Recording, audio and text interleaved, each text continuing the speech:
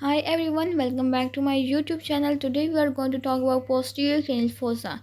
And here at the side you can see the diagrammatic representation of cranial cavity showing anterior cranial fossa, middle cranial fossa and posterior cranial fossa. We will start the topic with introduction. Posterior cranial fossa forms the posterior inferior portion of cranial floor. It accommodates the brainstem, cerebellum, and associated cranial nerves and contains the foramen magnum, that is the major gateway between the brain and spinal cord. Its architecture is robust to support both neural structure and vascular traffic. Talking about its boundaries, it is bounded entirely by dorsum sali of sphenoid bone and superior borders of petrous part of temporal bone, as you can see here in the diagram.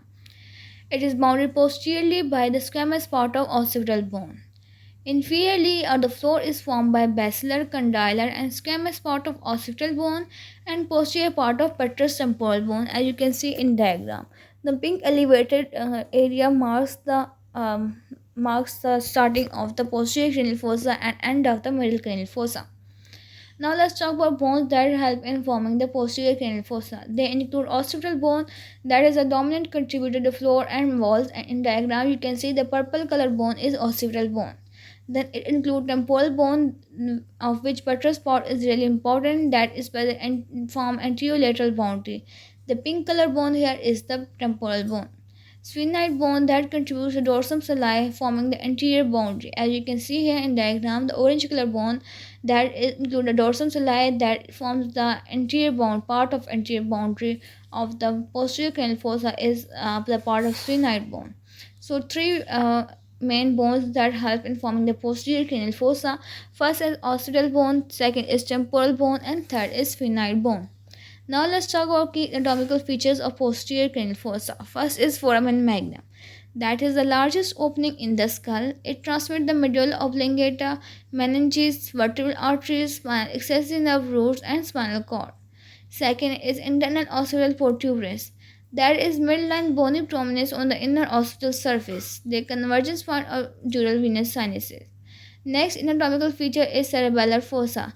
That is a lateral depression that houses the cerebellar hemisphere. Next is clevis. That is a sloping bony surface leading from the dorsum sali to the foramen magnum. It supports the pons and upper parts of medulla. Next is jugular foramen that is present between the petrous temporal and occipital bone. It transmits the cranial nerve number 9, that is glossopharyngeal nerve, 10, that is vagus nerve, 11, that is excessive nerve, and also transmits internal jugular vein. Next anatomical feature we have is the hypoglossal canal that is located in the occipital condyles. They are passageway for hypoglossal nerve. Next is internal acoustic meatus that is found on the posterior surface of petrous part of temporal bone. They transmit facial nerve and vestibulocochlear nerve. Now let's talk about contents of posterior cranial fossa. They include cerebellum, medulla oblongata, pons, and cranial nerves number 7 to number 12, and also include vertebral arteries and branches and part of dural venous sinus system. So these are the contents of posterior cranial fossa. Next we have is talk about clinical significance. We have posterior fossa tumor that are like medulloblastomas or acoustic neuromas that can compress the brainstem and obstruct CSF flow, leading to hydrocephalus. Next significance is Chiari malformation that involve herniation of cerebellar tissue through the foramen magnum, affecting brainstem and spinal cord function. Next is brainstem strokes or hemorrhages. Here are particularly dangerous due to the dense concentration of vital center.